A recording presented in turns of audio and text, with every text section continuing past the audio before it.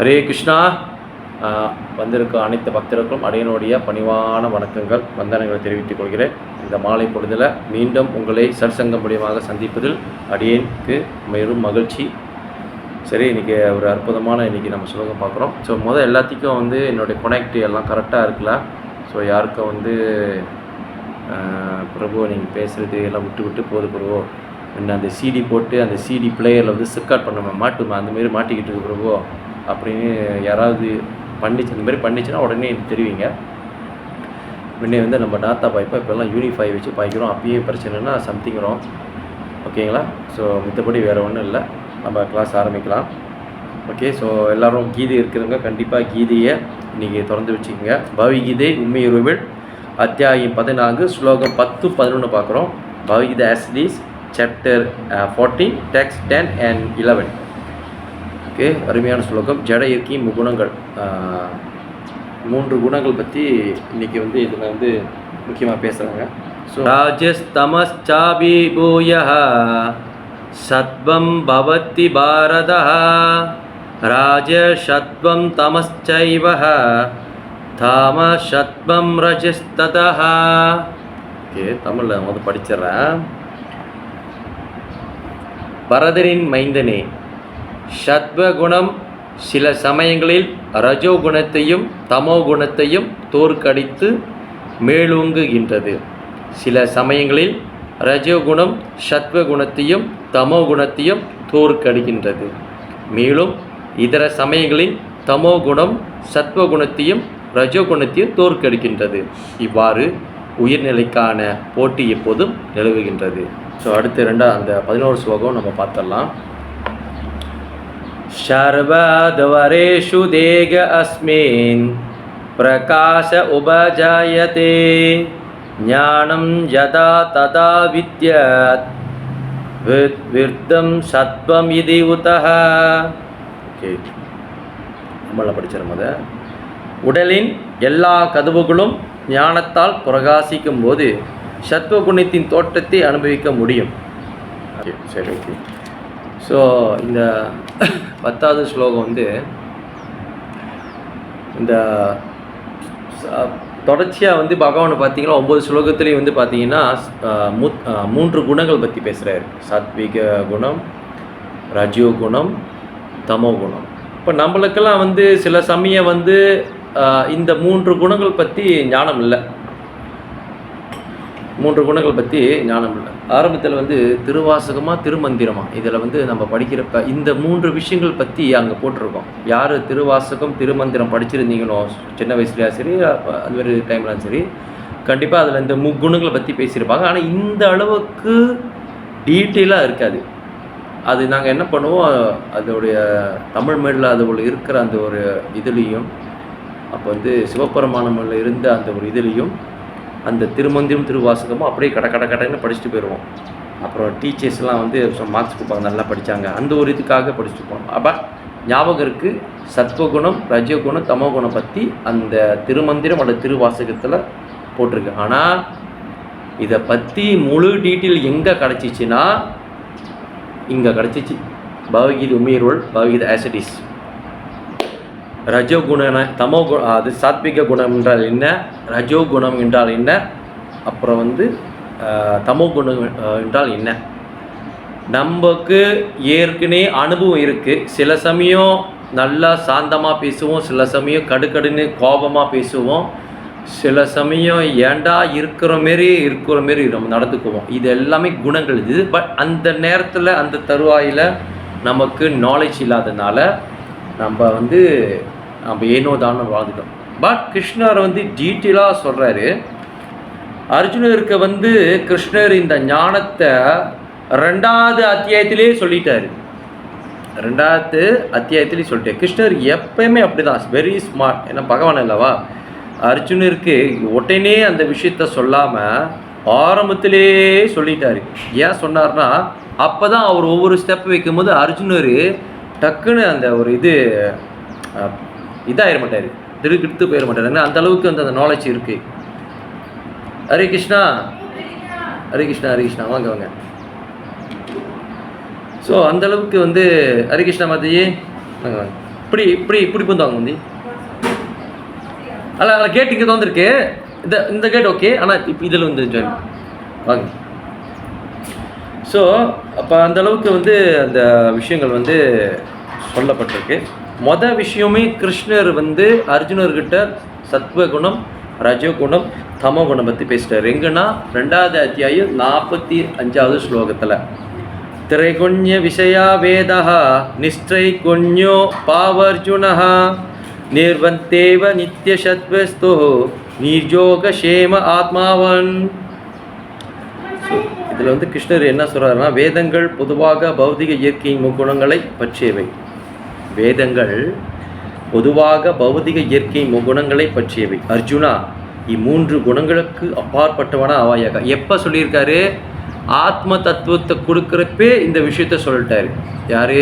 கிருஷ்ணர் அர்ஜுனர்கிட்ட சொல்லிட்டாரு. 2வது அத்தியாயம். இதில் வந்து நோட்ஸ் கொஞ்சம் அப்பப்போ சைடில் எழுதி வச்சிங்க. எதுக்குன்னா இந்த கிளாஸ் முடிஞ்ச கூட நீங்கள் பார்க்கலாம். ஆமாம், கிருஷ்ணர் அர்ஜுனர்கிட்ட இந்த விஷயம் ஆத்மா தத்துவம் தரக்கூடிய அந்த சாப்டர்லே, ஏன்னா சாப்டர் 2லே ஆத்மா தத்துவம், ஒருத்தனுக்கு நீ யார், இந்த உடல் யார், உடல் என்ன, ஆத்மா என்னன்னு தெரியாமல் ஆன்மீகத்தை கற்றுக்க முடியாதுன்ற ஒரு காரணத்துக்காக பகவான் இந்த விஷயத்தை ஆரம்பத்திலே அவர் சொல்லிட்டார்.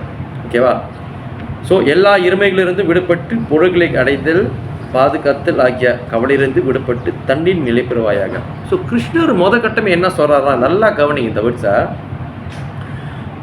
பொதுவாக வேதங்களில் பொதுவாக பௌதிக இயற்கை முக்குணங்களை பற்றியவை.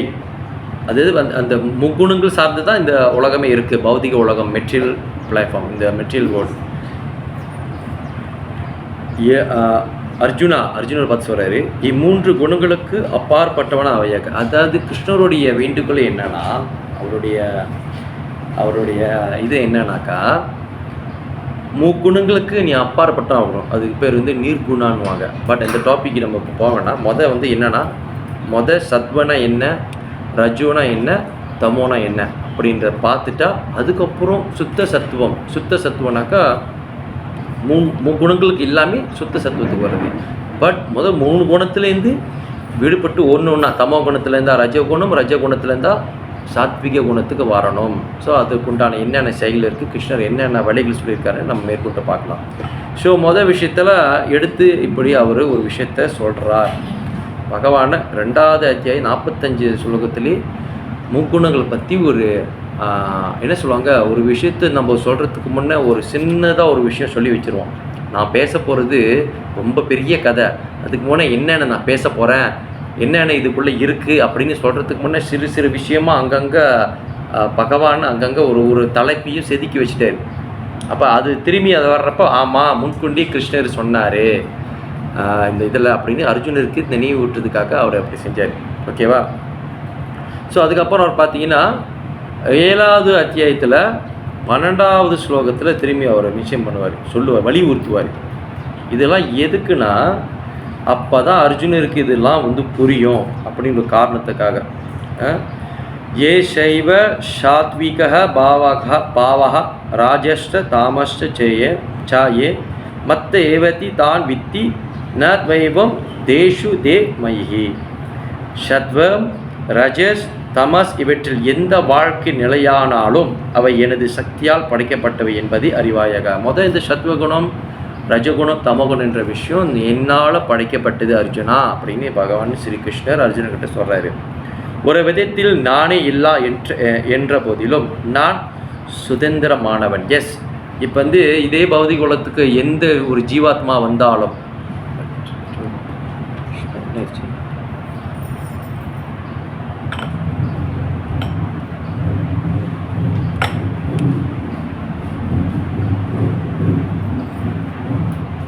இல்லை பிரபு, எனக்கு தெரியல என்ன ஆச்சுன்னு. ஓகே, அது ஆட்டோமேட்டிக்காக ஆயிடுச்சு. ஓகே ஓகே, எல்லாம் கேட்குதாப்பா? ஓகே தானே? ஓகே. ஸோ எல்லா அந்த இதுக்கு, அதாவது நம்ம எந்த ஒரு ஜீவாத்மாவும் இந்த பௌதிக உலகத்துக்கு வந்தால் இந்த 3 குணங்களும் ஃப்ரீயாகவே கிடச்சிரும். நம்மளா அது அப்ளிகேஷன்லாம் போட தேவையில்லை, விண்ணப்பிக்கலாம் தேவையில்லை, அதுவாகவே கிடச்சிரும்.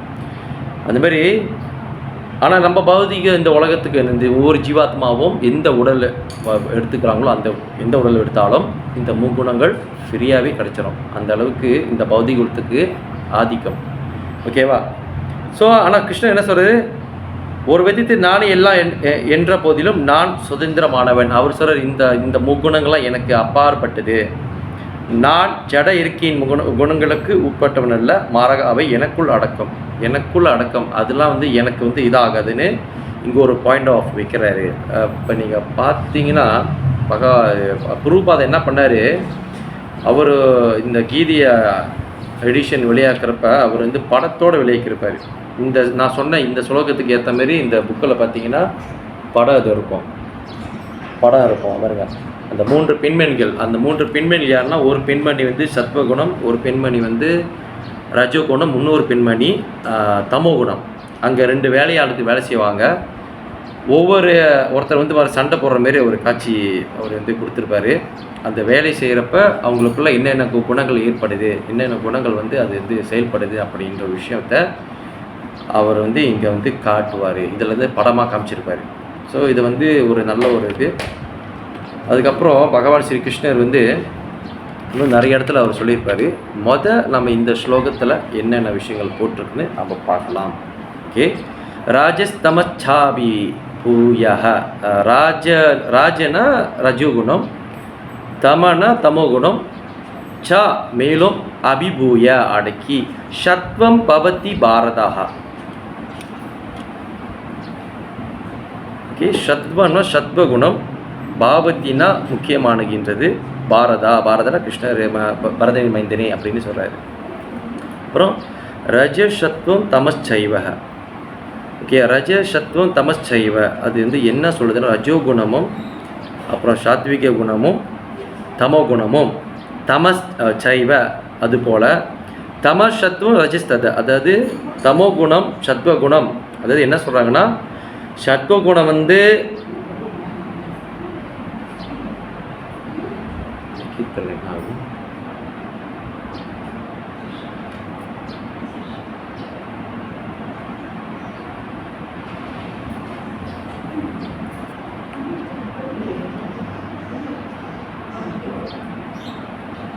ஹரே கிருஷ்ணா பிரபு, இது என்ன மிஸ்டேக்னு எனக்கே தெரில. அதுவாகவே சொந்தமாக லெஃப்ட் ஆகிக்குது. இது அதுவாகவே லெஃப்ட் ஆகிது. ஓகே பிரபு, இது என்னன்னு தெரில பொண்ணு. அதுவாகவே லெஃப்ட் ஆகிக்குது ப்ரோ, எனக்கு தெரில. நான் பார்த்தா தான் தெரியுது எனக்கு. ஓகே.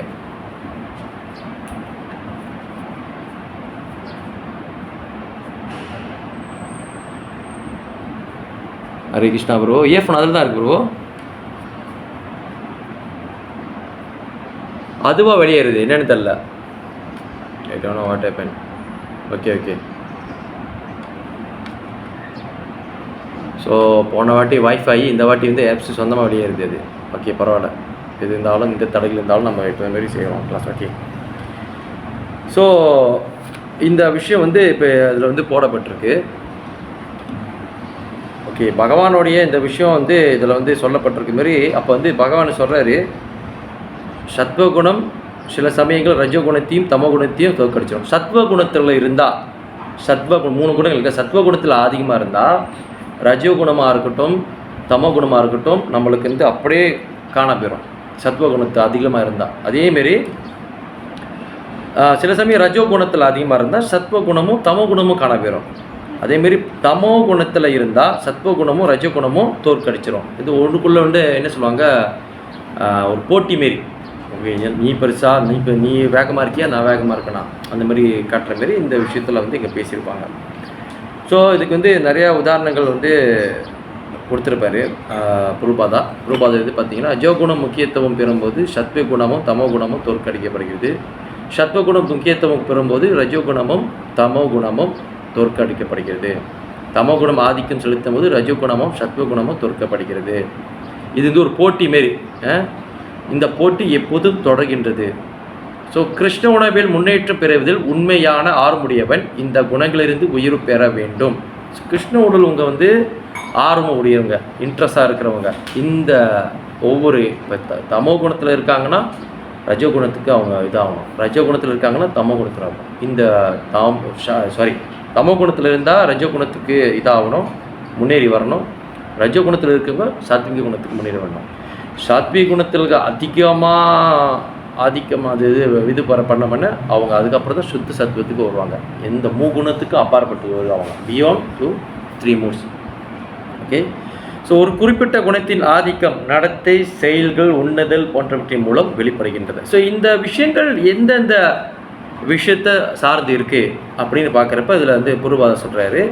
நடத்தை, நம்மளுடைய என்ன சொல்லுவாங்க, பிஹேவியர், நம்மளுடைய பிஹேவியராக இருக்கட்டும், செயல்கள் நம்மளுடைய இருக்கிற ஆக்டிவிட்டியாக இருக்கட்டும், சாப்பிட்றது, உண்ணுதல், நம்மளுடைய மீல்ஸ் எடுக்கிறது, இது மூலம் வந்து ஒருத்தங்க தெரிய வருது. ஸோ இந்த சாத்விக குணம், ரஜோ குணம், தமோ குணம், பௌதிகத்தில் பல பேர் பல குணத்தில் இருக்காங்க. இன்றைக்கி இருக்கக்கூடிய பெரிய பெரிய என்ன சொல்லுவாங்க, ஒரு போர் வீரராக இருக்கணும். இப்போ ஹிட்லர், அது பூர்வபாத ஒருத்தருக்கு உதாரணம் கொடுத்துருப்பாரு. ஹிட்லர் என்பவர் வந்து ஜெர்மன் நாட்டில் பெரிய ஒரு பொசிஷனில் இருந்தவர். அந்த போருக்கு, ஒரு வார் டைமில் ஹிட்லர்லாம் அந்த கட்டம் ரொம்ப ஒரு இது. ஸோ இந்த மாதிரி நபர்கள் வந்து பெரும்பான்மையாளர்கள் எந்த மாதிரி குணத்தில் இருப்பாங்க, அவங்களாம் ரஜோ குணம். ரஜோ குணத்தில் இருக்கிறவங்க தான் அந்த மாதிரி ஒரு விஷயத்தை வந்து அதை ஆதிக்கம் செய்ய முடியும். இல்லைனாக்கா அந்த மாதிரி ஒரு விஷயத்தை செய்யவே முடியாது. தமோ குணம் எடுத்து போய் ஒரு போரில் உட்கார வச்சிங்கன்னா சண்டை போட முடியாது. ஸோ அது வந்து குணம் அடிப்படையில் இருக்கிறதுனால தான் அது இருக்குது. இப்போ நீங்கள் வந்து பெரிய பெரிய கம்பெனியில் இந்த விஷயம் தெரிஞ்ச சிஇஓவாக இருக்கட்டும், மேனேஜராக இருக்கட்டும், வைஸ் பிரசிடெண்ட்டாக இருக்கட்டும், ஒவ்வொரு பொசிஷனில் இருக்கும்போது இந்த மாதிரி அவங்க வந்து என்ன சொல்லுவாங்க, ஓகே ஹரிகிருஷ்ணா, ஓகே பாப்பா, okay okay okay okay. So அதனால வந்து அப்போ நம்ம வந்து பகவான் வந்து இப்போ இங்கே வந்து என்ன சொல்கிறாருன்னா, இப்போ அதுக்கு உதாரணம் பாருங்களேன். இந்த மாதிரி வந்து சாத்விக குணம், இந்த மாதிரி பெரிய பெரிய பொசிஷனில் இருக்கிறவங்க வேலைக்கு எடுக்கிறப்ப அவங்க என்ன மாதிரி குணங்கள் சார்ந்து வச்சு தான் எடுப்பாங்க. நீங்கள் அவங்க போய் பாருங்கள், தமோ குணத்தில் இருக்கிறவங்க வந்து அவங்க வந்து அந்த மாதிரி வேலைக்கு கூட எடுக்க மாட்டாங்க. முடிஞ்ச வரைக்கும் அந்த அந்த தீவிரமாக இருக்காங்களா, தீவிர குணம் சொல்லக்கூடிய அந்த ரஜோ குணத்தில் இருக்கிறவங்க தான் டக்குன்னு வேலைக்கு எடுத்துக்க பார்த்துருக்கீங்களா? ஏன்னா அந்த ஒரு இது இருக்கிறதுனால வேகம், அந்த அந்த இதோடு இருப்பாங்க. பெரிய பெரிய அந்த என்ன சொல்கிறது, இந்த பெரிய பெரிய அந்த பிஸ்னஸில் வின் பண்ணுவாங்க, அந்த என்டர்பிரைனர் சொல்லுவாங்களா, அது பிஸ்னஸ் மேனாக இருக்கட்டும், ஒரு விஷயத்தில் இருக்காங்களா, அவங்க வந்து முழுக்க அந்த ரஜோ குணத்தில் இருந்தால் மட்டும்தான் அவங்க இருக்க முடியும். பாருங்கள், தீவிரமாக இருப்பாங்க, சரியாக தூங்க மாட்டாங்க, அவங்களுடைய ஃபோக்கஸ் பூரா அந்த ஒரு அது இதோடு இருக்கும். அந்த இது வின் பண்ணணும், நம்ம அச்சீவ் பண்ணணும், அந்த குணத்தில் இருந்தால் மட்டும்தான் நீங்கள் அந்தமாரி பண்ண முடியும். அந்த குணத்தில் இருந்தால் தான். ஸோ அந்த அளவுக்கு வந்து அந்த குணங்கள் ஆதிக்கம் வந்து அப்படி அந்த மாதிரி விஷயம் கொடுக்கும். வேலை செய்கிறவங்க வந்து பெரிய பெரிய கடுமையாக வேலை செய்கிறவங்க ரஜோ குணத்தில் இல்லைன்னா அவங்க அந்த மாதிரி செய்யவே முடியாது. நீங்கள் பாருங்கள், அதுக்கேற்ற மாதிரி தான் இருப்பாங்க. ஸோ அப்போ அதுக்கேற்ற மாதிரி உணவுகளும் சார்ந்து இருக்கும். அந்த உணவுகளை பற்றி எல்லாம் பார்த்தீங்கன்னா 17 அத்தியாயத்தில் இன்னும் தெளிவாக பேசியிருப்பார். ஒவ்வொரு இதையும் ஒவ்வொரு பாட்டாக அவர் பகவான் ஸ்ரீ கிருஷ்ணன் பிரிச்சிருப்பார். அதில் வந்து 17 அத்தியாயம் போனால் அந்த உணவு ரீதியாக பார்ப்போம். பொதுவாக வந்து தமோ குணம் இருக்கவங்க அந்த உணவுகள் வந்து சாந்தமான உணவுகள் எடுப்பாங்க. அதாவது அவங்களுக்கு அந்த காரம் சாப்பிட மாட்டாங்க, உப்பு அதிகமாக சாப்பிட மாட்டாங்க. அப்புறம் வந்து பழைய போன ஒரு நாளைக்கு ஆக போன தொழிற்காலத்தில் ஒரு நாளைக்கு ஆக போன 2 நாள் 3 நாள் 4 நாள் இந்த மாதிரி உணவுகளை வச்சு சாப்பிட்றப்ப அது வந்து தமோ குணத்துக்கு எடுத்து சொல்லும். ஸோ உணவு ரொம்ப முக்கியம், நம்மளுடைய டெய்லி ஆக்டிவிட்டி ரொம்ப முக்கியம். டெய்லி ஆக்டிவிட்டி சரி பிரபோ எனக்கு புரியுது, சாத்விக குணம், ரஜோ குணம், தமோ குணம் இதை வந்து எல்லாமே வந்து பகவானுக்கு வந்து முன்னேறணும்னா அட்லீஸ்ட் சாத்விக குணத்தில் இருக்கணும். உணவு ரீதியாக பார்த்தாக்கா இந்த மாதிரி நீ சொல்கிறீங்க, அவங்க வந்து காரம் எடுக்க மாட்டாங்க, உரப்பு எடுக்க மாட்டாங்க அப்படின்னு. இப்போ ரஜோ குணம் இருக்குது, ரொம்ப அதிகமாக உரப்பு சாப்பிடுவாங்க, ரொம்ப காரம், ரொம்ப உப்பு, அப்புறம் வந்து ரொம்ப என்ன சொல்லுவோம், ரொம்ப சூடாக சாப்பிட்றது, இதெல்லாம் வந்து ரஜோ குணத்தோடைய சிம்டம், அறிகுறிகள். வேறு யாரும் கேட்கணும்னா நம்மளே நம்ம சோதித்து பார்த்துக்கணும், என்ன மாதிரி உணவுகள் விரும்பி சாப்பிட்றோம், அதை வச்சு நம்மளுடைய குணங்கள் இருக்குது. அதுக்கு ஏற்ற மாதிரி தான் நம்ம குணங்கள் இருக்கும். அதனால தான் ஆச்சாரிகள், நம்மளுடைய பரம்பரையில் வந்த எல்லா ஆச்சாரிகளும் குருமார்களும் என்ன சொன்னாங்க, சில பொருட்களை வந்து தவிர்க்க சொன்னாங்க. ஏன் தவிர்க்க சொன்னாங்கன்னா, அந்த உணவு சாப்பிட்றப்ப அதுக்கு ஏற்ற மாதிரி நம்ம குணங்கள் அமையுது. அதனால தான் வந்து சாப்பிட வேணான்னாங்க. அதில் முக்கியமாக ஆனியன் கார்லிக் வெங்காயம் போட்டு சாப்பிட வேணான்னாங்க, காளான் சாப்பிட வேணான்னாங்க. அப்புறம் வந்து சில விஷயங்கள்லாம் சாப்பிட்றாங்க. எதுக்குன்னா அந்த உணவு மூலிமா நம்மளுடைய அந்த உடலுடைய குணங்கள் அமைகிறது. ஓகே, அதனால அதுக்கப்புறம் அந்த உரப்புக்கு தவிர்க்க சொன்னாங்க. அப்போ சாத்விகமான உணவுகளை வந்து சாப்பிட சொன்னாங்க, சாத்விக ஃபுட். இந்த கலாச்சாரம் வந்து பாரத நாட்டில் மட்டுமே இருந்துச்சு. நல்லா கவனிக்கணும் நீங்கள். இந்தியான்னு சொல்லக்கூடிய முன்ன பாரத வருஷா அப்படின்வாங்க. வெள்ளைக்கார ஆதிக்கத்தில் இருக்கும்போது வெள்ளைக்காரன் வந்து பார்க்குறான், நம்ம வந்து அங்கே ஆடு சாப்பிட்றோம், மாடு சாப்பிட்றோம், பண்டி சாப்பிட்றோம், மனசம் இறைச்சி தவிர மற்ற எல்லாத்தையும் அங்கே சாப்பிட்றோம் அப்படிச்சு. இவனுங்கன்னா என்னமோ இந்த மாதிரி பிரித்து சாப்பிட்றானுங்க, அதுலேயும் இந்த மாதிரி வேணாங்கிறானுங்க. இப்போ அவன் தான் வந்து நம்மளுக்கே அவன் சொல்லி கொடுத்தான், ஈட் வெஜிடேரியன், திஸ் நான் வெஜிடேரியன். வெஜிடேரியன் நான் வெஜிடேரியன்ற வார்த்தையே ஆரம்பத்தில் இல்லை, பாரத வருஷத்தில் இல்லை. எல்லாம் என்ன சொல்லுவாங்க, சாத்விக சாப்பாடை சாப்பிட்றியா, ரஜோகுணத்தை சாப்பிட்றியா, தமோ குணத்தை சாப்பிட்றியா, இப்படி தான் ஆரம்ப காலத்தில் பிரிக்கப்பட்ட உணவுகளாக சாப்பிட்டுக்கிட்டு இருந்தாங்க பாரத வருஷத்தில் இந்தியாவில். வெள்ளைக்காரன் வந்த பிறகு அவன் பார்த்தா அவனுக்கு இதெல்லாம் புரியாதனால அவன் என்ன பண்ணிட்டான், இதில் வந்து வெஜிடபிள் அதிகமாக இருக்கே, இதில் வந்து மீட் இல்லை, அதாவது மீட் இல்லை, எக் இல்லை, ஃபிஷ் இல்லை, இதெல்லாம் இல்லை, அதனால் இது வந்து வெஜிடேரியன், ஏன்னா ரொம்ப வெஜிடபிள்ஸ் இருக்குது, இதுதான் வெஜிடேரியன். இதில் வந்து மீன் முட்டை எல்லாம் வச்சு கொள்ளலாம் சாப்பிட்றான், அதில் இருக்குது, ஆனால் பட் இது வந்து நான் வெஜிடேரியன் அப்படின்னு அவன் வசதியாக இருக்கு வச்சுட்டான். அதுதான் நம்ம இப்போ சைவம் அசைவம்னு சொல்லியிருக்கோம். சில சமயங்கள் வந்து பொதுமக்களுக்கு இப்போ உள்ள காலகட்டத்தில் நம்ம கேட்குறப்ப நம்ம என்னங்க நீங்கள் சைவமாக இருக்கீங்க அப்படிங்குவாங்க, நம்ம சைவமாக இருக்கோம். ஆனால் உண்மையானது வந்து நம்மளுடைய உணவு முறை பேர் என்னென்ன, அடிப்படை பேர் என்னென்னா சாத்விக உணவு. சாத்விக உணவு சாப்பிட்றோம், ப்ளாஸ் பிரசாதத்தை ஏற்றுக்கொள்கிறோம், பகவானோட கருணை. வெறும் சாத்விக உணவு சாப்பிட்றவங்க மட்டும் இருக்காங்க. நீங்கள் பார்த்தீங்கன்னா இந்த மாதிரி ஒரு யோகா மெடிடேஷன் இருக்கிறவங்க, ஒரு உடம்பமைப்பு கட்டமைப்பாக இருக்கிறவங்க வந்து பீஸாக இருக்கணும், நான் வந்து இதாக இருக்கணும், பெரிய பெரிய என்ன சொல்லுவாங்க, ஒரு என்ன சொல்லுவாங்க, ஒரு சாதாரண ஒரு டெக்னாலஜியில் முன்னேறுவங்க, அது ரொம்ப சாந்தமாக இருக்கணும், ரொம்ப வந்து இந்த அறிவு வேலை செய்யணும், ரொம்ப சிந்திக்கிறப்ப நம்மளுக்கு தேவையான விஷயங்கள் நம்மளுக்கு கிடைக்கணும் அப்படின்ற ஒரு விஷயத்த பார்க்குறப்ப அது என்ன ஆகுதுன்னா சாத்விக உணவு சாப்பிடுவாங்க. நீங்கள் அவங்க போய் பார்த்தீங்கன்னாக்கா அவங்க வந்து இருக்கக்கூடிய விஷயங்கள் எல்லாமே அப்படியே ஒரு சாந்தமான உணவாக இருக்கும். ஏன்னா அவங்களுடைய மூளை டிஸ்டர்ப் ஆகக்கூடாது, அந்த வேலை செய்ய முடியாது. பாருங்கள், அவங்கள படித்தவங்க தெரியும். ஆனால் அது வந்து ஸ்டீல் வெறும் சாத்விக உணவு மட்டும் எடுத்துக்கிட்டாங்கன்னா பாவம் தான், அதையும் நினைவு சொல்லிடுறேன். வெறும் இப்போ நம்ம சொல்கிறோம் இல்லையா, வெறும் வெஜிடேரியன் ஃபுட் மட்டும் எடுத்துக்கிட்டால் அதுவும் பாவம் தான். பகவானுக்கு படைச்சி நைவேத்தியம் பண்ணி அது எடுத்துக்கிறப்ப அது பாவம் கிடையாது. ஏன்னா பகவான் ஏற்றி அது கொடுக்குறாரு, கருணையாக கொடுக்குறாரு, அதான் பிரசாதம், கருணை.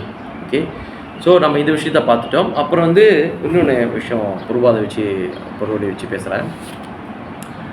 ஓகே, அத்தியாயங்களில் அவையெல்லாம் ஓகே. ஒருவன் விரும்பினால் பயிற்சியின் மூலம் சத்வகுணத்தை வளர்த்து ரஜோகுணத்தையும் தமோகுணத்தையும் தோற்கடிக்க முடியும். அதுபோலவே அவன் ரஜோகுணத்தை வளர்த்து சத்வகுணத்தையும் தமோகுணத்தையும் தோற்கடிக்க முடியும், அல்லது தமோகுணத்தை வளர்த்து சத்வகுணத்தையும் ரஜோகுணத்தையும் தோற்க முடியும். ஜட இயற்கையில் 3 குணங்களில் இருப்பினும் ஒருவன் உறுதியுடன் இருந்தால் அவன் சத்வகுணத்தால் ஆசீர்வதிக்கப்படுவான். சத்வகுணத்தை தாண்டி சுத்த சத்துவத்தை அவன் நிலை பெற முடியும். நான் சொன்னேன் இல்லையா, சத்துவத்துக்கு நிலை பெற முடியும். அதாவது 3 குணங்களுக்கு அப்பாற்பட்டு வரணும். ஓகே, அதுக்கு வந்து நிறைய பயிற்சி எடுக்கணும். சும்மா வந்து பிரபு நான் இன்றைக்கி எல்லாத்தையும் நான் விட்டுட்டேன், நீங்கள் சொல்கிற மாதிரி காரம் சாப்பிட்றதில்ல, உரப்பு சாப்பிட்றதில்ல, அப்புறம் 3 நாளைக்கு மேலே 2 நாளைக்கு 3 நாளைக்கு மேலே வச்சு சாப்பாடு நான் சாப்பிட்றதில்ல, ஊசி போன பொருளை சாப்பிட்றதில்ல, கெட்டு போன பொருளை நான் சாப்பிட்றதில்ல, அப்படிலாம் நீங்கள் சொன்னாலும் அது மட்டும் பத்தாது, நிறைய விஷயங்களை மாற்ற வேண்டியது இருக்குது. அது நம்ம கொஞ்சமாக பார்க்கலாம். ஓகே, இறைஞான விஞ்ஞானத்தை புரிந்து கொள்ளக்கூடிய அத்தளம் வாசுதேவ தளம் என்று அழைக்கப்படுகிறது. குறிப்பிட்ட செயல்களின் வெளி தோற்றத்தை வைத்து ஒருவன் எந்த குணத்தையும் இருக்கின்றான் என்பதை புரிந்து கொள்ளலாம். நல்லா பாருங்கள், குறிப்பிட்ட செயல்களின் வெளி தோற்றத்தை வைத்து ஒருவன் எந்த குணத்தில் இருக்கின்றான் என்பதை புரிந்து கொள்ளலாம். இப்போ நம்ம நிறைய விஷயங்கள் சம்பவங்கள் வந்து டிக்டாக்கு, இன்ஸ்டாகிராம், ஃபேஸ்புக், இப்படி சோசியல் மீடியா மூலிமா பார்க்குறோம். சில சமயம் காரில் போயிட்டே இருப்பாங்க, திடீர்னு ஏதாவது இருந்துச்சுன்னா இறங்கி வந்து சத்தம் போடுறது, அப்புறம் உள்ளேருந்து எதாவது பொருள் எடுத்து அடிக்கிற மாதிரி வர்றது, சண்டை போட்டுக்குவாங்க, ரோட்டுக்கு முன்னே சண்டை போட்டுக்குவாங்க, ரோட்லேயும் சண்டை போட்டுக்குவாங்க. ஸோ இதெல்லாம் பார்த்தீங்கன்னா அவங்கள போய்ட்டு சாதாரண நேரத்தில் பார்த்து ஏன் இந்தமாரி பேசுங்க, ஆமாம் எனக்கு தெரியல, திடீர்னு ஏன் கோவம் வந்துச்சு அப்படின்னுவாங்க. ஏன்னா அந்த குணங்கள் ஆதிக்கத்தில் இருக்கும்போது ஏன் என்ன பேசுன்னு தெரியாமல் பேசிடுவாங்க. ஏன்னா அந்த ரஜோகுணம் ஆதிக்கம் வருது. நம்மளுக்கும் அப்பப்போ அந்த குணங்கள் வந்து இது காட்டும். அதுக்கு தான் ஆச்சரியம் என்ன பண்ணிட்டாங்க, சுத்த சத்துவம், அது சத்துவ குணத்தை உருவாக்குறதுக்கு அதுக்குண்டான எல்லா செயலும் செய்ய அப்படின்ட்டாங்க. முக்கியமாக ஜபம், ஹரே கிருஷ்ணா கிருஷ்ணா கிருஷ்ணா ஹரே ஹரே, ஹரே ராம ராம ராம ஹரே ஹரே. இந்த மகாமந்திரம் மந்திரம் என்னன்னாக்கா மனசை விடுவிக்குது. எந்த மாரி களங்கமான விஷயத்துலேருந்து எல்லா விஷயத்திலும் விடுவிக்கக்கூடிய மகாமந்திரம். மந்திரங்கள் நிறையா இருக்குது. அதில் பெரிய பெரிய மந்திரம் பார்த்திங்கன்னா ஹரே கிருஷ்ண மகாமந்திரம். ஸோ இந்த மகாமந்திரத்தை நம்ம சொல்கிறதுனால இதயத்தில் உள்ள விஷயங்களெல்லாம் சுத்தப்படுத்துது. சேதோ தர்மன மார்ச்சனம். பகவான் ஸ்ரீகிருஷ்ண சைத்தன்ய மகாபிரபு சாட்சாத் பகவான் ஸ்ரீ கிருஷ்ணர் 10 அவதாரத்தில் கலியுகத்தில் 500 வருஷத்துக்கு முன்னே 5000 வருஷத்துக்கு முன்னே கிருஷ்ணர் வந்தார். அந்த சொன்ன விஷயத்த பக்தர்களுக்கெல்லாம் காட்டுறதுக்காக கிருஷ்ணரி சைத்தன்ய மகாபிரபு வந்தார். அப்போ சைத்தன்ய மகாபிரபு இங்கே வர்றப்ப அவர் விஷயத்தை அவர் சொல்லிக் கொடுக்குறது இதயத்தை சுத்தப்படுத்தணும். நீ உன்னுடைய தரத்தை நீ உயர்த்தனா பகவான் நாமம். ஸோ பகவான் நாமத்தை நம்ம சொல்கிறோம், எந்த நேரத்தை சொல்கிறோம் அப்படின்னு பார்க்குறப்ப காலையில் சொல்கிறது சால சிறந்தது அப்படின்னு ஆச்சாரியர் சொல்லிட்டு போயிருக்காங்க. முடிஞ்சால் காலையில் சொல்லுங்கள், ஏர்லி மார்னிங் மங்களாரத்தி சொல்லலாம், அந்த டைம் ஏன் அந்த நேரத்தில் சொல்லணும்? அந்த நேரத்தில் தான் அந்த ஏர்லி மார்னிங் இருக்குல்ல, அது சூரியன் வரத்துக்கு முன்னே, சூரியன் அந்த அஸ்தமானத்துக்கு முன்பு, சூரியன் அஸ்தமானம் இல்லை, உதயமாக இருக்குது. சூரியன் வரத்துக்கு முன்னே காலையிலே ஜபத்தை முடிஞ்சவருக்கு முடிச்சிருங்க அப்படிங்கிறாங்க. ஏன்னா அந்த டைமில் பார்த்திங்கன்னா அதிகமாக சத்வம் கோணம் நிறைந்த நேரம். ஓகேங்களா? ஸோ அதனால அந்த விஷயத்தை நம்ம இங்கே நம்ம காட்டுறாங்க. நாமம் அந்த டைமில் செய்யணும். அப்புறம் பகவானுக்கு சேவை செய்யணும். பகவானோட விஷயத்தை சேவை செய்யணும். இந்த சேவை என்பது ரொம்ப ரொம்ப ரொம்ப அந்த சத்வகுணத்தையே கொண்டு வரத்துக்கான ஒரு செயல். பகவான சேவையை செய்யும்போது நம்மளுக்கு இருக்கிற அகங்காரம் குறையும், ஆணவம் குறையும். நீங்கள் பாருங்கள், சில பேர் நல்லா படித்து ஒரு பொசிஷனில் இருப்பாங்க. நான் ஏன் போடணும், நான் ஏன் கூட்டணும், நான் ஏன் இதை சுத்தம் பண்ணணும், நான் ஒரு பெரிய பொசிஷனில் இருக்கேன், பெரிய ஒரு வேலையில் இருக்கேன், என் வீட்டில் நானே வீட்டு வேலை செய்ய மாட்டேன். சில பேர் அப்படி சொல்கிறவங்க இருக்காங்க. இவன் பக்தராக இருக்கட்டும் அபக்தராக இருக்கட்டும் சொல்கிறேன். அந்த விஷயம் இருக்கும்போது நான் ஏன் செய்யணும், இந்த விஷயம் செய்யணும், என் வீட்டில் நான் மேட் வச்சுருக்கேன், வேலைக்காரியை வச்சுருக்கேன், எல்லா வேலையும் அவள் தான் செய்வாள், நானே என் வீட்டில் வேலை செய்ய மாட்டேன், பகவானுக்காக நான் ஏன் சேவை செய்யணும், அது கூட்டுற வேலை, போடுற வேலை, இந்த மாதிரி விஷயம்லாம் ஆகியமை பண்ணுவாங்க. பட் நம்ம அந்த விஷயத்தை செய்கிறப்ப நம்மளுடைய எல்லா குணங்களும் அதுலேருந்து இதாகும். நம்மளுடைய குணங்கள் மாறும், நம்மளுடைய சிந்தனைகளை மாறும், நம்மளுக்குள்ள இதயத்தில் அழுக்கு எல்லாம் சுத்தப்படுத்தும். இதே பகவான் சேவை என்பது அவ்வளோ ஒரு விஷயம். அகங்காரமே நம்மளுக்கு ஈகோவே காணா போயிடும். அந்தளவுக்கு பகவான் சேவையில் இருக்குது. அப்புறம் செய்ய செய்ய செய்ய செய்ய நம்ம இந்த முக்குணங்களுக்கு அப்பாற்பட்டவங்களும் ஆகக்கூடிய சக்திகள் அந்த பகவான் சேவையில் இருக்குது. பார்க்குறப்ப அது ஒரு சாதாரண ஒரு சேவை மாதிரி இருக்கும்.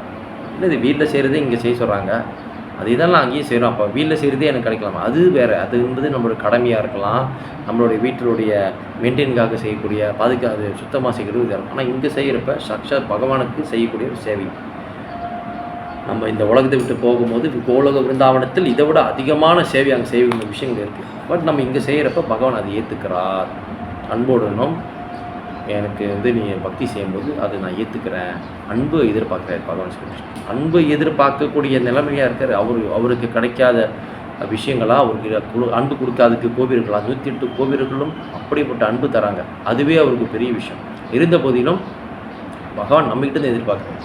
ஸோ குணங்கள் இந்த மாதிரி ஆதிக்கம் பேரை வர போல அது நம்ம நம்மளுடைய கையில் தான் இருக்குது. நம்ம எந்த மாதிரி ஒரு சூழ்நிலையை நம்ம உருவாக்குறோம், என்ன மாதிரி சிச்சுவேஷன் க்ரியேட் பண்ணுறோம். அதில் முக்கியமான விஷயம் உணவை நம்ம முடிஞ்ச வரைக்கும் பகவானுடைய பிரசாதத்தை சாப்பிட வேண்டிய கட்டாயத்தில் இருக்கும். சத்துவகுணத்துக்கு முடியல பிரபு, சில சமய சூழ்நிலையை என்னை மாற்றிடுது, நான் வெளியே பயணம் பண்ணுறேன், நான் வணிகம் பண்ணுறேன், பிஸ்னஸ் பண்ணுறேன், சில விஷயம் கிளைண்ட்டு கஸ்டமர் பார்க்குறதுக்கு நான் போகிறேன் வரேன், அங்கே மீட் பண்ணோம் சாப்பிட்றீங்கன்னா என்றைக்கோ ஒரு நாளக்கூடிய அந்த சூழ்நிலைக்கு ஏற்ற மாதிரி நீங்கள் பண்ணுறது அது ஒரு விஷயம். அது பரவாயில்லாத ஒரு விஷயம். அது அது என்னென்னா அது ஓகே சூழ்நிலை பகவான் புரிஞ்சுக்குவார். ஆனால் சந்தர்ப்பத்தையும் சூழ்நிலையும் காட்டி அதுவே கண்டினியூ ஆகிறது தான் மிகப்பெரிய ஒரு தவறான விஷயம். அது நம்ம முழுக்க அதை மாற்றிக்கொள்ள வேண்டும். இல்லைனா நம்ம தமோ குணத்துலேயும் ரஜோ குணத்துலேயும் ஆதிக்கத்துலேயும் இருக்கும், பக்தியில் முன்னேற முடியாது.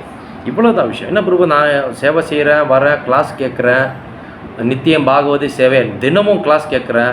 என்ன தான் வந்து ராதாஜி ஒரு புதன்கிழமை தான் வந்து பக்தி மண்டியரில் வந்து கிளாஸ் வச்சாலும் அந்த கிளாஸ்க்கு அட்டென்ட் பண்ணுறேன். அப்படி முடியாட்டும் யூடியூப்பில் வந்து அப்பப்போ எல்லா கிளாஸையும் நான் கேட்குறேன். அப்புறம் வந்து மித்த பிரபுகள், இந்தியாவில் உள்ள பிரபுகள், அமெரிக்காவில் இருக்கிற பிரபுகள், யூகேயில் இருக்க பிரபுகள், உலகம் முழுவதும் கிருஷ்ண பக்தர்களை பேசக்கூடிய அனைத்து பாகவதத்தையும் நான் கேட்குறேன். நித்தியம் பாகவதிசியை தினமும் கேட்குறேன். இருந்த போதிலும் எப்படி பிரபு எனக்கு வந்து நீங்கள் வந்து இப்படி நீங்கள் சொல்ல முடியும்? எஸ், நீங்கள் என்ன தான் அந்த விஷயங்களை கேட்டாலும் விஷயத்தை கேட்டுக்கலாம், நாலேஜ் எடுத்துக்கலாம். ஆனால் புரிகிறதுக்கு சக்தி என்பது சத்வ குணத்தில் மட்டுமே உள்ளது. விஷயம் புரியுதா? சிம்பிள்.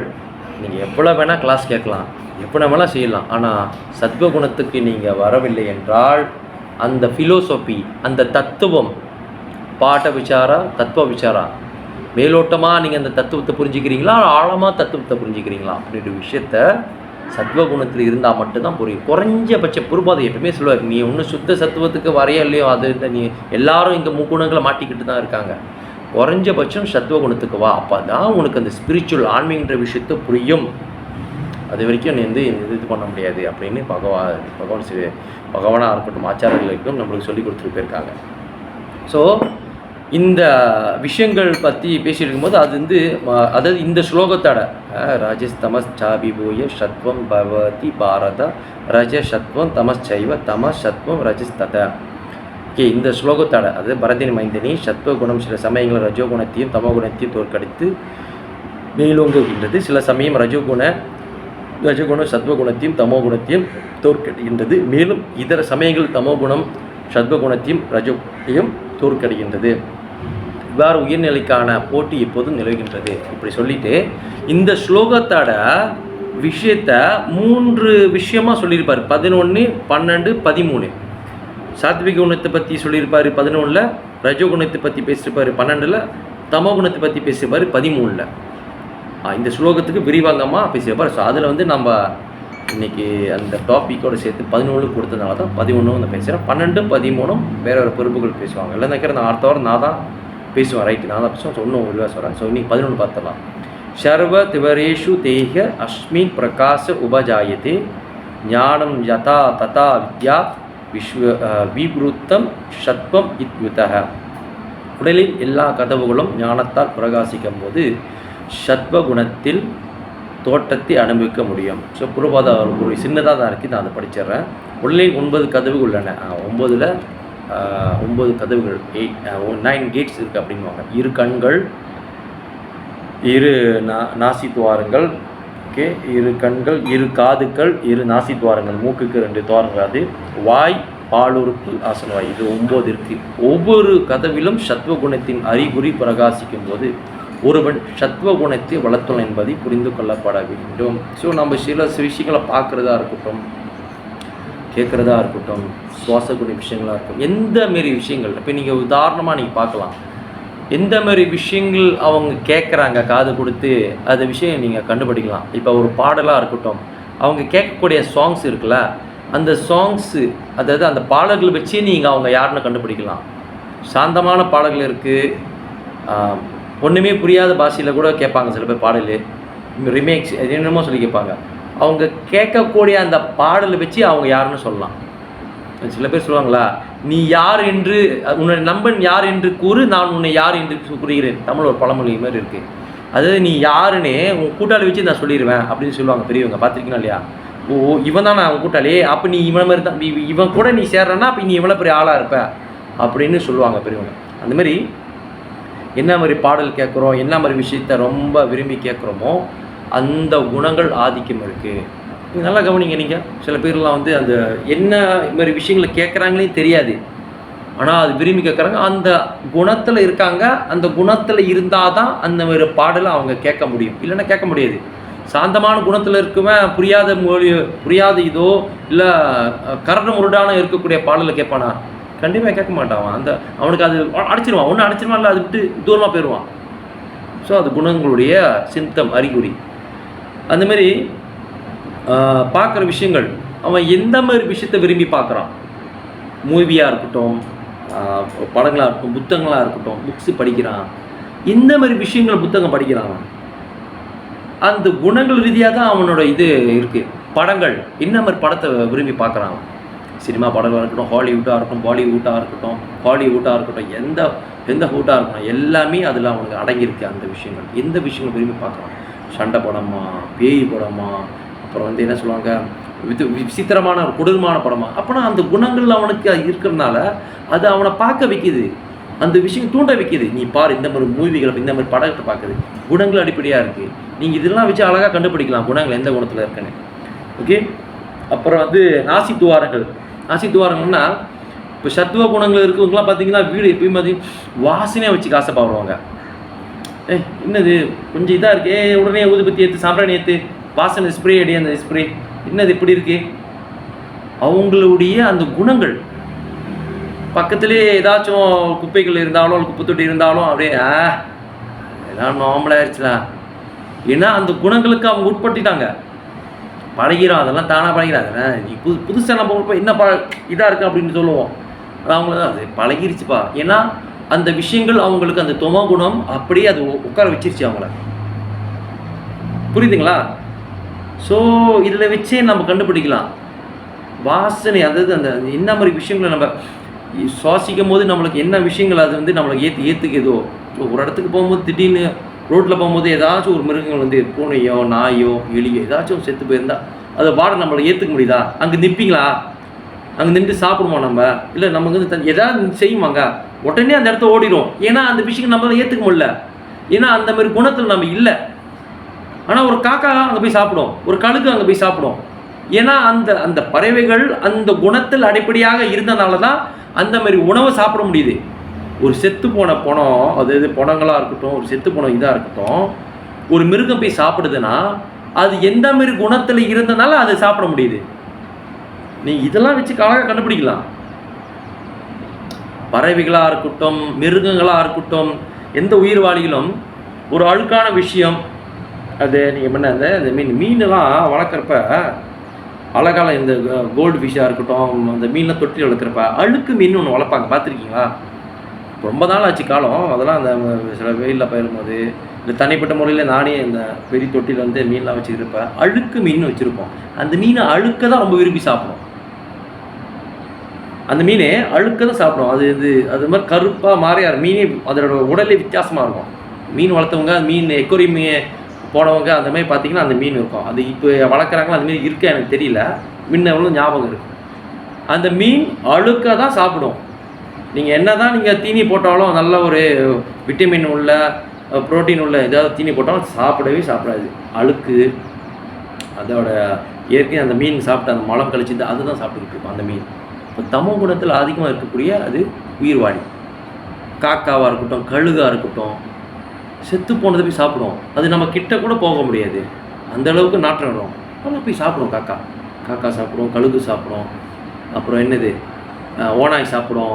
காட்டில் அந்த நேஷனல் ஜியோகிராஃபிலாம் பார்த்தீங்கன்னா செத்து போனது எப்பயோ செத்து போயிருக்கும் மானு, எப்பயோ செத்து போயிருக்கும் யானை, அங்கே இருக்கிற மிருகங்கள், மற்ற இனங்கள் அது போய் உட்காந்து கடிச்சு சாப்பிட்டுக்கிட்டு இருக்கோம்.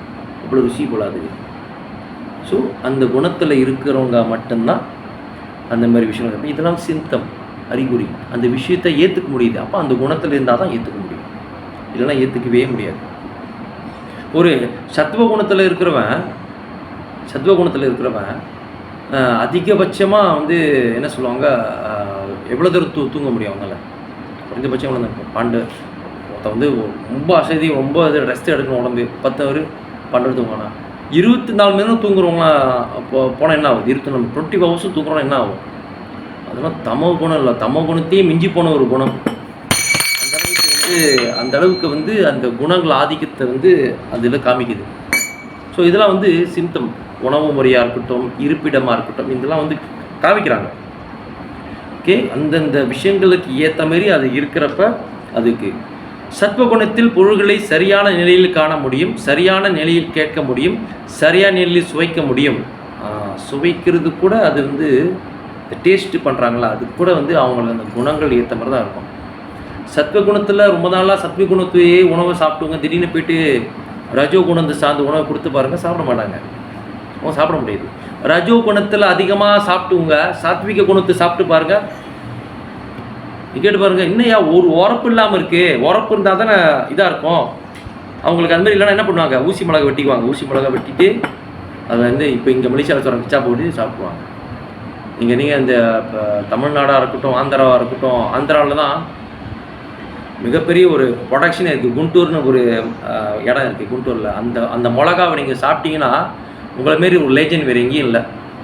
ஆல் இன் இந்தியா வந்து அங்கே அந்த இது உற்பத்தி பண்ணி செய்வாங்க. குண்டூர் சில்லி அப்படின்னு தட்டி பாருங்கள், வரும் கூகுளில். ஆந்திர பிரதேசில் இருக்குது அந்த இடம். அது பார்த்தீங்கன்னா அந்த மிளகா வந்து ஆல் இண்டியா ஃபேமஸ்ஸு. ஏன்னா அவ்வளோ ஸ்பைசி. சாப்பிட்டோன்னே மூக்கெல்லாம் சோப்பாயிரும், அப்படியே மூஞ்சிலாம் அப்படி வேர்த்துரும். உரப்பு மட்டும் அப்படியே அவ்வளோ ஹாட் ஸ்பைசின்னு சில சமயம் அந்த ஒரு ப்ராடக்ட் வாங்கும்போது சும்மா போடுவாங்க பார்த்துருக்கீங்களா, ஹாட் ஸ்பைசி சில்லி போட்டிருக்கோன்னு இன்க்ரீடியன்ட்.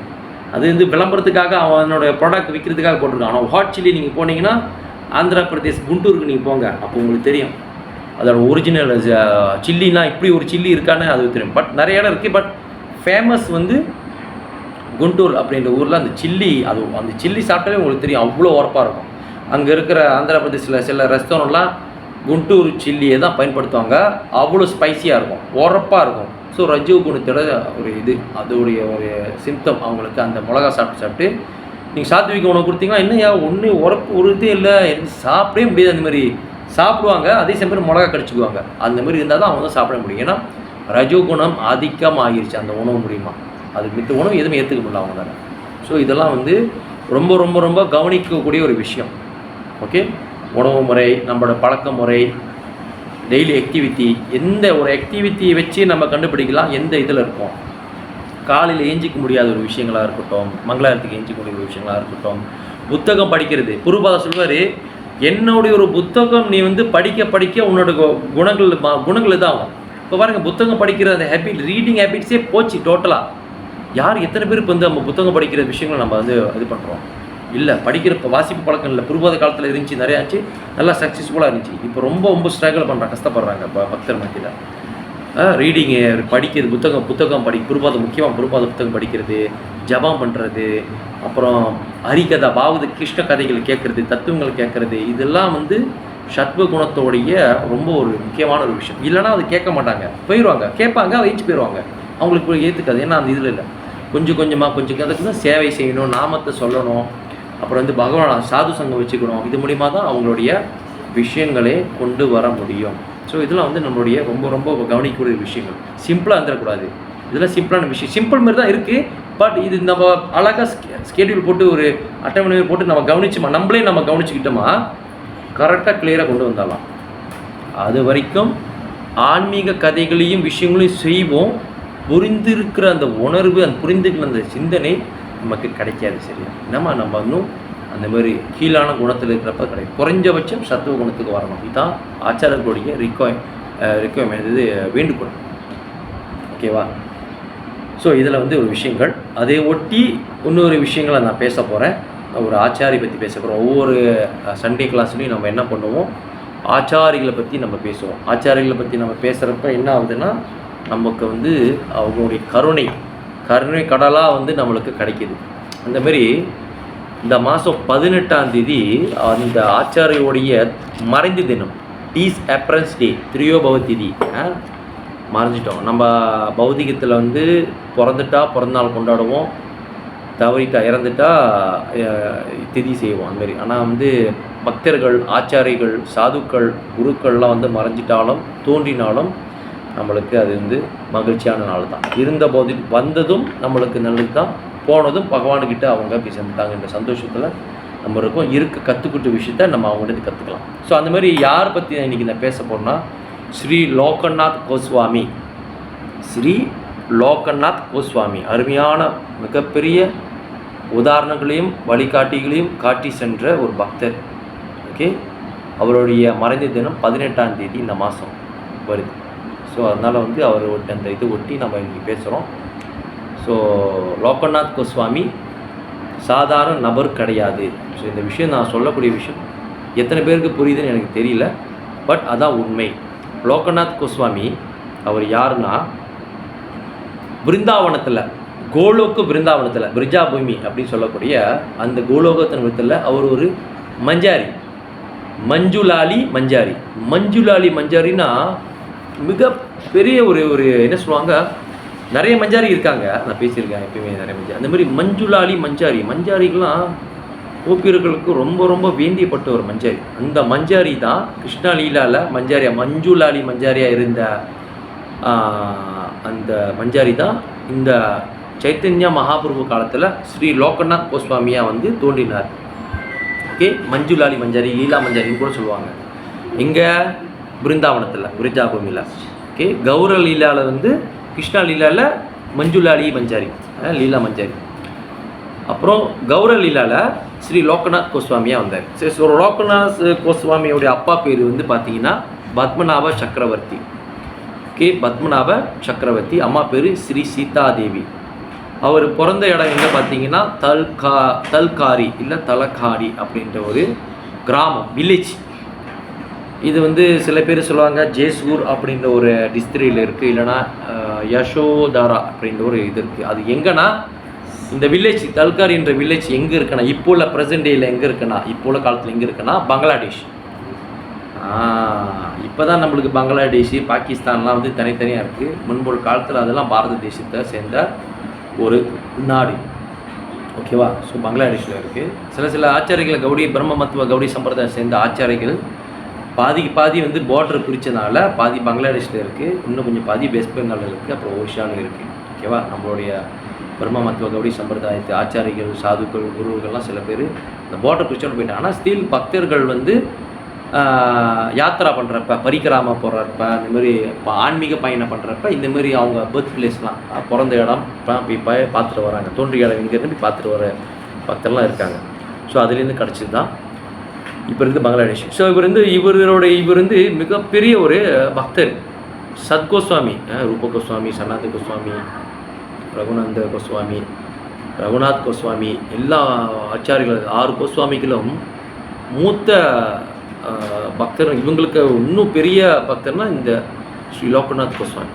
இவங்களுக்கு முன்னாடியே இருக்கார் அவர் லோகநாத் கோஸ்வாமி. அந்த அளவுக்கு வந்து ரொம்ப மிகப்பெரிய ஒரு ஆச்சாரியா, பக்தர் கூட அவர். அவ்வளோ பெரிய இது மகாபிரபுக்கு நெருங்கிய பக்தரும் சொல்லலாம். இவ்வளோ பெரிய இது செஞ்சுருப்பார், அவர் வந்து காட்டிட்டு போயிருக்காரு. இவர் வாழ்நாளை பார்த்தீங்கன்னா இவர் விரும்பிய வழங்கிய, அதுவும் ஒவ்வொரு ஆச்சாரிகளுக்கும் பார்த்தீங்கன்னா விரும்பிய விக்கிரகங்களை வழிபடுவாங்க. ஃபேவரட் அப்படின்னு சொல்லக்கூடிய இவர் வழங்கியது வந்து ஸ்ரீ ஸ்ரீ ராதா வினோதா. ஸ்ரீ ராதா வினோதா தான் வந்து வழிபட்டார். யாரே? ஸ்ரீ லோகநாத் கோஸ்வாமி. ஓகேவா? இப்போ வந்து ஜெய்ப்பூரில் இருக்குது. ஓகேவா?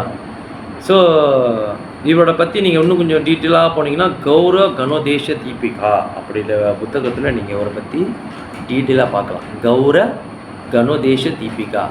அப்போ சில பக்தர்கள் என்கிட்ட வந்து கேட்டாங்க, ஸ்ரீ லோகநாத் கோஸ்வாமி வந்து மிகப்பெரிய பக்தர் சொல்கிறீங்க, மிகப்பெரிய ஒரு அது சத்கோஸ்வாமிக்கு முன்ன இருக்கிறாரு சொன்னீங்க, பின்ன ஏன் சைத்தன்யா சரிதாமிர்தத்தில் இல்லை? அதுக்கு ஒரு கதை இருக்குது. சைத்தன்யா சரிதாமிர்தா ஸ்ரீ கவிராஜ கோஸ்வாமி எழுதுறாரு. அப்போ எழுதுறப்ப ஸ்ரீ லோகநாத் கோஸ்வாமி பற்றி எழுத போகிறாரு. இது தெரிஞ்சுக்கிட்ட லோகநாத் கோஸ்வாமி, ஸ்ரீ லோகநாத் கோஸ்வாமி போய் ஸ்ரீலா கவிராஜ கோஸ்வாமி கிட்ட போய் சொல்கிறாரு, ஸ்ரீலா கவிராஜ கோஸ்வாமி, என்னுடைய பேர் இந்த சைத்தன்யா சரிதாமிர்தத்தில் சேர்த்துக்காதீங்க, அவனும் அவ்வளோ பெரிய பக்தர் இல்லை அப்படின்னு போய் சொல்கிறாரு.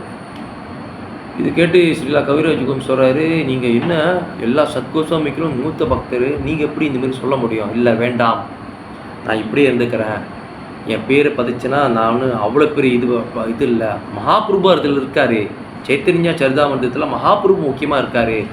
அப்புறம் வந்து மற்ற முக்கியமான பக்தர்கள் இருக்காங்க, சூரப் தாமோதரா, ஓகே, எல்லாம் இருக்காங்க. ஸோ இவங்க போதும், எனக்கு என் பேர் போடாதீங்க. அவர் பேர் ரிக்வஸ்ட் பண்ணி கேட்டதுனால ஸ்ரீ கவிராஜ கோஸ்வாமி சைத்தன்ய சரிதாமிர்தத்தில் அவர் பேர் எடுத்துருவார். இதனால தான் பெரும்பாலும் பக்தர்கள் சைத்தன்ய சரிதாமிர்தம் படிக்கிறப்ப ஸ்ரீ லோகநாத் கோஸ்வாமியோடைய கதைகள் சரித்திரம் அது இல்லாதனால அப்படி. ஆனால் சரித்திரம் இல்லாதனால அவர் அங்கே வாழலையோ அப்படிலாம் எல்லாம் இருக்குது. மித்த புத்தகங்கள் இருக்குது. சைத்தன்ய சரிதாமிர்தத்தில் மட்டும்தான் அவர் வந்து அவர் வந்து அதில் வந்து எடுத்து சொல்லிட்டார். ஓகே, இது ஒரு குறிப்பிட்ட விஷயம் நம்மளுக்கு தெரிவிக்கிறதுக்காக சொல்கிறேன். ஸோ லோகநாத் கோஸ்வாமி பல நாள்கள் பல பக்தி இது செஞ்சு உதாரணங்கள் காட்டிட்டு போனார். ஒரு பக்தனாக எப்படி இருக்கணும், ஒரு வைஷ்ணவரை எப்படி நம்ம வந்து கையாளணும், ஒரு வைஷ்ணவரை எப்படி போய் பார்க்கணும், என்ன மாதிரி பக்திகள் செய்யணும் அப்படின்னு இது பண்ணார். சைத்தன்யா மகாபிரபு காலத்தில் ஒரு சைத்தன்யா மகாபிரபு தேடி தேடி போவார். ஒரிஷாவில் இருக்குது தெரிஞ்சுக்கிட்டு அவர் வந்து இப்போ இருந்ததெல்லாம் முக்கால்வாசி பிருந்தாவனத்தில் இருந்தார். அப்போ ஒரிஷாவில் தான் சைத்தன்யா மகாபிரபு லீலை பண்ணிக்கிட்டு இருக்காரு, முக்கியமாக ஜெகநாத்புரியில் அவர் இருக்கார் அப்படின்னு அவர் தெரிஞ்சுக்கிட்டோன்னே அவர் என்ன பண்ணுறது, நேராக ஒரிஷாவுக்கு வராரு. ஒரிஷாவுக்கு வந்துட்டோன்னே கதை என்ன ஆச்சுன்னா, மகாபிரபு ஸ்ரீ கிருஷ்ண சைத்தன்யா மகாபிரபு என்ன பண்ணார், நேராக சவுத் இந்தியா போயிட்டார். தமிழ்நாடு, ஆந்திரா, கேரளா, கர்நாடகா இந்த மாநிலத்துக்கு அவர் போயிட்டார். சவுத் இந்தியா போயிட்டார். ஏன்னா நான் சவுத் இந்தியா போய் ஆகணும், ஏன்னா அது சங்கர மாயாவத தத்துவம் அங்கே அதிகமாக இருக்குது, நான் போய் எல்லாத்தையும் சரிப்படுத்தணும் அப்படின்னு சைத்தன்யா மகாபிரபு சாட்சா பகவான் ஸ்ரீ கிருஷ்ணரே அவரும் என்ன பண்ணிட்டாரு, நேராக போய் சவுத் இந்தியாவுக்கு போய் எல்லாத்தையும் இந்த மாயாவ தத்துவத்தை வீழ்த்தி பகவானுடைய பிரேம பக்தி நான் தரப்போகிறேன், உன்னதமான பக்தி, உயர்ந்த பக்தியை தரப்போகிறேன்னு சொல்லிட்டு மகாபிரபு போனார். லோகநாத் கோஸ்வாமி வந்து ஜெகநாத்புரிக்கு வந்துட்டார். அப்புறம் விஷயம் தெரிஞ்சிருச்சு, மகாபிரபு சவுத் இந்தியா போயிட்டார், தென்னிந்தியா போயிட்டார். தமிழ்நாடு, கேரளா, ஆந்திரா பிரதேஷ், கர்நாடகா, அப்புறம் துளுநாடுன்னு அப்படி இருந்துச்சு. இப்போ தான் துளுநாடு ஆந்திரா, கர்நாடகா, கேரளாவில் சேர்ந்துருச்சு. இந்த துளுநாடுன்னு இருந்துச்சு. ஸோ அது வந்து பொலிட்டிக்காக இதாகிடுச்சு. பட் இப்போதைக்கு நம்மளுக்கு தெரிஞ்சது 4 மாநிலம் அங்கே இருக்குது, சவுத் அங்கே போயிட்டார். சரி, இது தெரிஞ்சு என்ன பண்ணார், சரி பரவாயில்ல மகாபிரபு நான் வந்து சவுத் இந்தியாவில் போய் பார்க்குறேன்னு சொல்லி சவுத் இந்தியாவுக்கு போகிறாரு. அங்கே பார்த்தாக்க மகாபிரபு திரும்பியும் இதுக்கு போயிட்டாருன்ட்டாங்க, பிருந்தாவனத்துக்கு போயிட்டான். பிருந்தாவனத்துக்கு போகிறார், பிருந்தாவனத்தை பார்த்து வேறு இடத்துக்கு போயிட்டு இப்படியே அவர் வந்து இன்னும் மகாபிரபு பார்க்கலான்னு போகலாம் பார்த்தா மகாபிரபு வந்து கருணையே கிடைக்க மாட்டேது.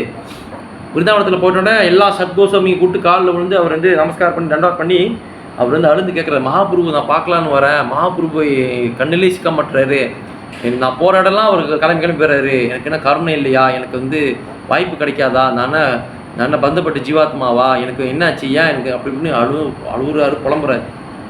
மகாபிரபு கருணை கிடைக்கல.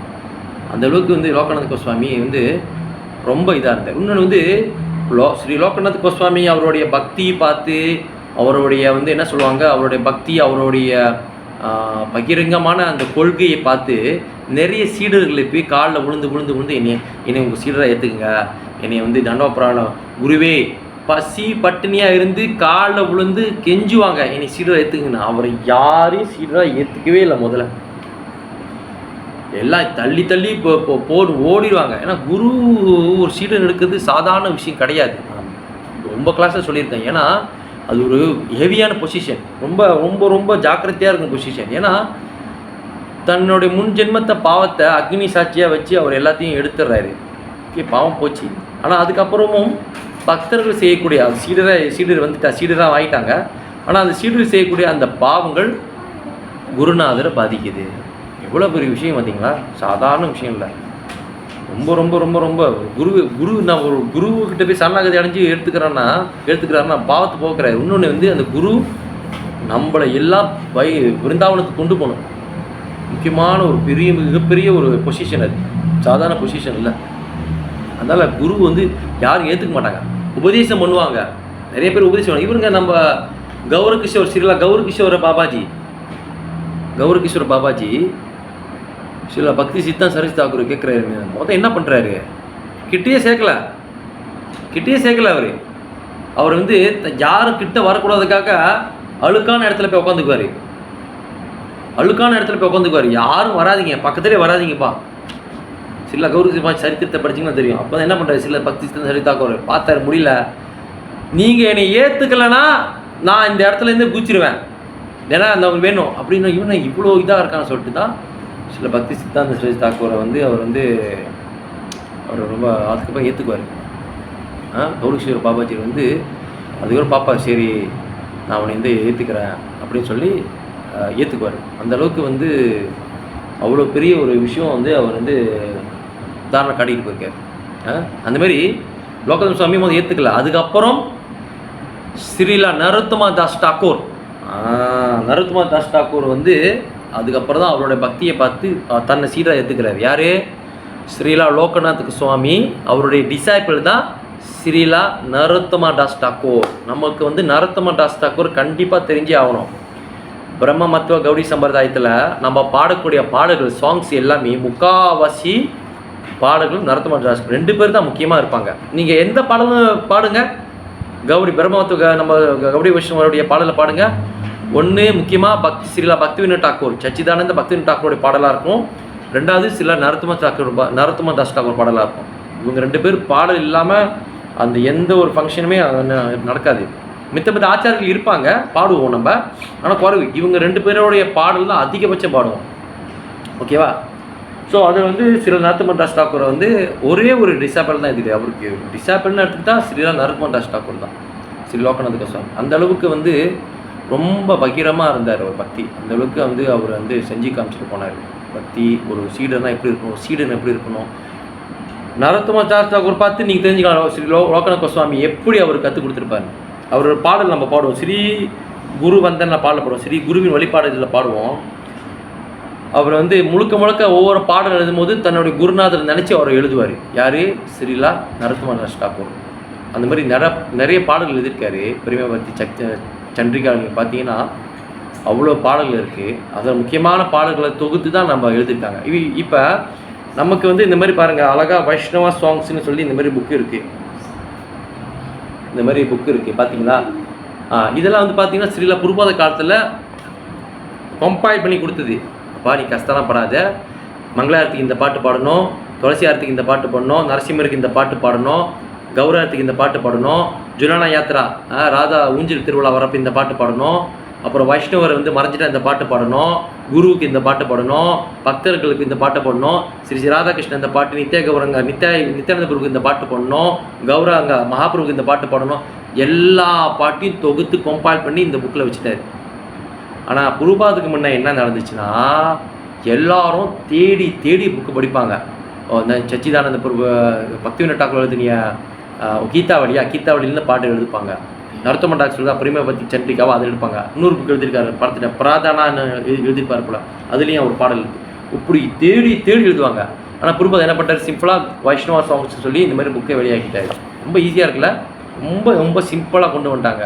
நம்ம அதை எடுத்து ஃபாலோ பண்ணுறது தான். ஸோ அதில் ஒரு விஷயம் சொல்லிடலாம், அதை பற்றி சொல்லியிருப்பாரு. ஸ்ரீ குரு வந்த ஸ்ரீ குரு சரண பத்மா கேவலா பக்காதி சத்மா அப்படின்ற பாடம் குரு பூஜை டைம் பாடுவோம். அதில் வந்து நீங்கள் பார்த்தீங்கன்னா அழகாக எழுதியிருப்பார். அதில் அழகாக எழுதியிருப்பார். தமிழில் ஒருவனு படிச்சுட்டு போயிடுறாங்க, அப்போ தான் உங்களுக்கு தெரியும்.